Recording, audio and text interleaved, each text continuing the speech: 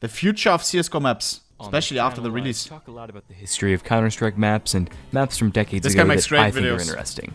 But in this video, I want to introduce you to a few maps that haven't had the chance to make history yet. Also, this is my first video since my short break, so I wanted to come back with something nice. I'm giving away this Falchion Knife Black Laminate. All you have to do to enter is subscribe and comment your favorite Pro CS player. I'll pick a winner in 1 week's time. Favorite Pro CS player? I don't even know. I have a couple. I really love Simple. I love Kenny S. Can't forget Zebu. I love Spinks. Love him. Pasha Biceps, of course. Yekinder. Can't forget Yekinder. I think that's pretty much it. www. Dharma is a map set in India. I love it when mappers take advantage of a setting not yet included Apex, yes. in the game. And Brokey. And Nikodos. Ah, set in North Can I edit my comment? I will do it after. Africa, Europe, and the lower 48. And that is really only a small portion of the world, so we've got a lot of room to explore. And S-Attack. Can't forget S-Attack, of course, of course. Guys, you know that I'm always cheering for Nip Clan and IP, one of my favorite teams in the world. If not even my favorite team, okay? Next major's ours. AKA NIP. Set in northern India along the Ganges River, Dharma is a truly beautiful map. It takes elements seen in traditional CSGO maps, like tight streets and more urban areas, and meshes them with the rarely seen elements of Indian architecture and culture. It really is a wondrous map. The views into the bay are amazing, and it deals with verticality very, very well. One of my favorite maps to look at is actually Favela, which is an old community map. Parts of Dharma actually remind me a lot of the parts that I love of Favela, the back streets and lower class urban detailing. Making these streets look cluttered without them actually being cluttered in gameplay is something that I think both of these maps master. When it comes to the actual design of Dharma, I can't say if it will play well, but it certainly looks interesting. The map seems to lack a middle, at least in the traditional sense.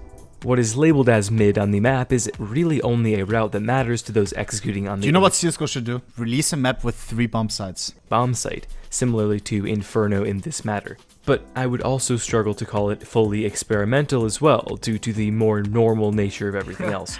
It certainly is a strange map, and there are some areas that I struggle to find reason for, although I am certain that with a map as well thought out as this one, Dharma has earned the right to try out a few things. Nevertheless, Dharma feels different to play than any other map in the game, and tries out some cool things, such as the looks of it. CTs being able to push very far up the mid-section before the Ts can contest. My favorite part of this map is the Heaven Rotate area here on the B site. I hate that. I love it when people do things that haven't really been done before, and this open Heaven being the main rotator positions for CTs is really interesting and cool. The mappers behind I hate things that rely on having like teammates that cooperate, you know, because I love solo queuing. I always solo queue, and if I have people that insta mute me and I need a boost, right, I can't do it. For me personally, it always pisses me off, spots like that. I don't know. Dharma have worked together in the past on a map called Calamari, first released in 2016. Their progression from Calamari to Dharma is amazing. One of the two, Gino, actually released a map called Colony before that, in 2014, and it got reviewed by everyone's favorite map reviewer, Cotton, for the 2014 CSGO competition. Even if he was often kinda ignorant of very obvious things and he had his biases, these CSGO mapping competitions were really cool and really turned the mapping community into what it is today. Another map I really mess with is Turbine. It has gained a lot of traction on the workshop in the past few months, so there's a good chance you've heard of it already, but it's still worth a shout. The creator of Turbine is a mapper that I've actually been following for a minute. When I was in my Tuscan phase around 3 years ago, their map Sonora was my favorite of the modern Tuscan remakes, and I still love this map's modern take on the Tuscan layout and visuals. Later on, they created the Wingman map Sawmill, which I was also a really big fan of and wanted added to the game badly. I played 1v1s on this map with my friends a lot back in the day, but Turbine is something different entirely. Turbine is absolutely the magnum opus of Fuseb's mapping journey. Thank you, Nirquan. To start off, this is absolutely f***ed up. Like, how the hell is it possible to have something like this in a CS map That looks just crazy. off to the side, barely visible in gameplay? The A site itself is also amazing, with beautiful moving parts and a great use of verticality, reminiscent of Sub-Zero or Engage, two of my favorite community maps. My guy says 0 FPS, bro. That looks beautiful, though. Holy shit. Up. Like, how the hell is it possible Jesus. to have something like this in a CS map just off to the side, barely visible in gameplay? Wow. The A site itself is also amazing, with beautiful moving parts and a great use of verticality, reminiscent of Sub-Zero or Engage, two of my favorite community maps. The map as a whole is both great looking and so different from the norm, and because of that I think the comparison of Sub-Zero comes back.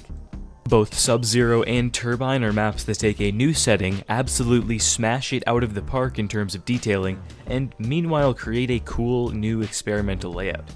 I think that Turbine might have the most extensive detailing Oh my God. non-playable part. What vibes are you getting? This reminds me, Call of Duty, I can't remember the name. What the f is that map called? Holy shit. With the plane right there outside. Oh my God. Is it Terminal? Oh my God. Parts of the map out of any Counter-Strike map that I have ever seen. This, along with the fairly open skyboxes, makes Turbine really feel like an actual place rather than a kill box.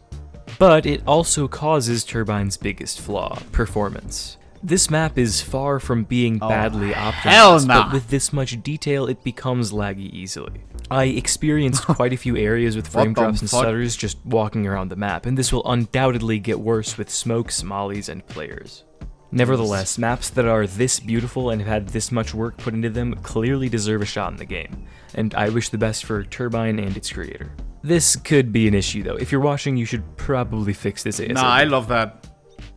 That's so cool. The third and final map I would like to draw your attention to is Tychos.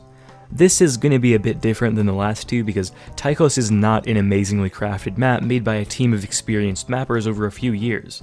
Tychos was made by one person over 3 months. That isn't to take away from it though, the reason I am including this map is because of the variety and diversity the mapper shows despite this. Visually, Tychos uses assets from Ancient, so its setting is nothing new for Counter-Strike. I'm not going to say this is a super bad thing because the assets are usable for a reason and Ancient is a pretty map. The only thing is, I doubt that Valve would include a map that uses assets already from the game. For someone with the skill set of the creator of Tychos, it might be worth it to reach out to someone to collaborate with on the visuals of your next map. That's beautiful though. The map's creator, Aspect, does do a great job at making use of Ancient's assets. The map looks very natural. However, a lot of the problems I have with Tychos stem from the detailing. I don't want to focus on this too much, so I'm just going to rapid fire through them. Tychos feels quite cluttered.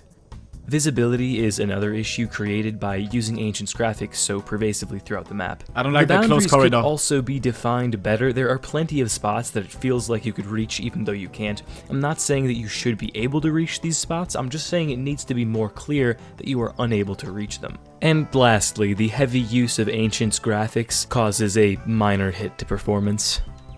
The truth is, those are the only major criticisms I have with the map. The layout is very fun and different from anything else. I think if Aspect cleaned up a bit of these issues, most of which are not too tough to fix, this map would be great. The use of verticality is extremely unique. I love the way that this B main route flows together.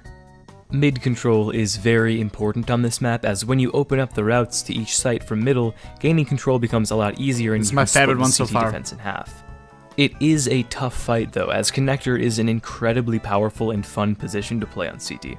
The cave route to A feels a bit claustrophobic, but as there will, for the most part, only be 1 or 2 players pushing, this'll probably be fine. The main terrorist route to the A site is interesting, as it's a fairly straight line from CT spawn to A site to T spawn. There are a lot of long angles on this map, and because of this, opping is very powerful. There are also a lot of super strange angles that you can hold. In practice, a few of them will... Do you know which map I miss, bro? My favorite map ever when I played CSGO in the beginnings?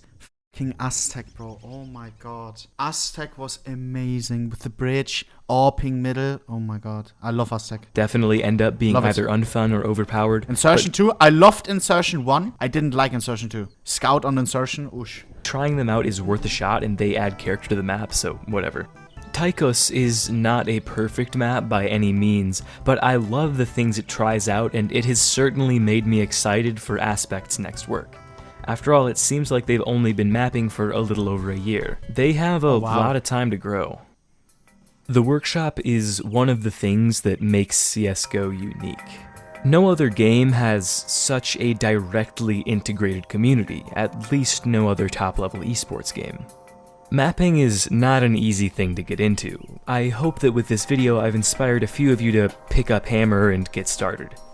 Hammer sucks right now, but Wait, when Source now I'm 2 wondering, like, seeing all this bullshit, like here, like, what, like, minions. Are there CSGO sex mods? I've never, like, no other top wondered or anything, but now I'm wondering, like, because other games have that. Is that on, like, or does it just get banned on the workshop level esports. Yes, I can confirm. Mapping is yeah, not an okay. easy thing to get into. Interesting. I hope that with this video I've inspired a few of you to pick up Hammer and get started.